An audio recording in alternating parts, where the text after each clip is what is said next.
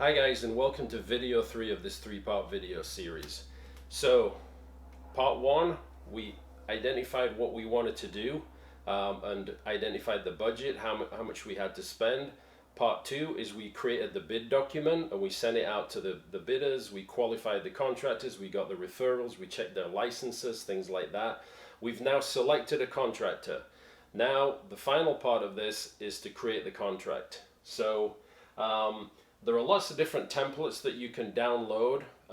This is from the American Homeowners Association, so this is a pretty nationally recognized organization. This is called a Model Contractor Agreement. The subtitle is Helpful Guidelines for a Happier Home Remodeling Experience, Steps to take to have your home remodeling contract protect you. And that's what we're trying to do here, is we're trying to do something that protects you from liability. So by creating your own contract, controlling your own contract, controlling the budget, the scope, the schedule, everything like that, puts you in control, less chance of you getting hurt on the back end. So find these contract templates. That a lot of them are for free because these organizations don't want you to get burnt. So now you're going to take this template, you're going to print it out and you're going to download it. We're going to use the bid documents that we created early to fill in the blanks. So the initial blanks are going to be your address, your name, who's involved, the contractor, the license number, things like that. Then it's going to get into the scope of work, what the actual project is all about, and there's all of these different blanks that you can take these the bid document elements from and plug them into the contract.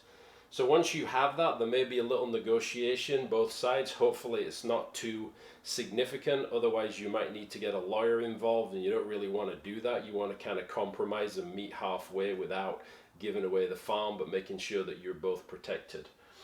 So once you're agreed upon, you're both going to sign it. So make sure that you both sign it. You issue a copy to him, he issues a copy to her, that kind of thing. Any changes from this scope of work need to be in writing. It doesn't have to be, normally these are called change orders. It doesn't need to be an official form. It needs to be a piece of paper that says, I agreed to put an extra window in for $278.50 on the 15th of March, signed by Bob and Jim, So that's what you got to do if there are any changes. Don't have him come and say like, well, we decided to do this because it was easier and we had to put an extra foot in or an extra this or an extra that. Don't pay for any changes that are not agreed upon ahead of time. So before the payments are made, these are two very, very important points here. There is something called a lien release. So what happens when, before you pay the contractor, he will have suppliers that he owes money to. So you need to make sure that he pays his suppliers. So first of all, you've got to find out what those suppliers are or who those suppliers are. They will sign what's called a conditional lien release, which basically says, if you pay me X amount of dollars, I will not file a lien on this property.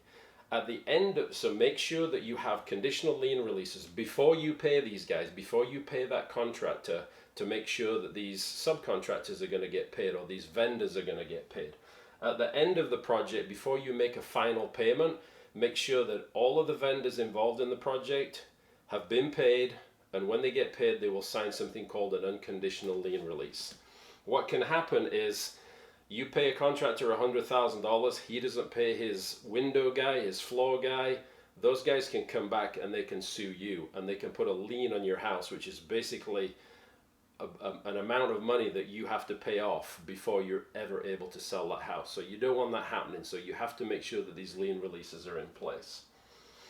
And then don't make any further payments until those are done. And then just finally, you have a schedule that was put in place, you have a budget that was put in place, you have quality of work that you've all identified, you have specifications of things that you requested. Make sure that all of those are met before you make that final payment.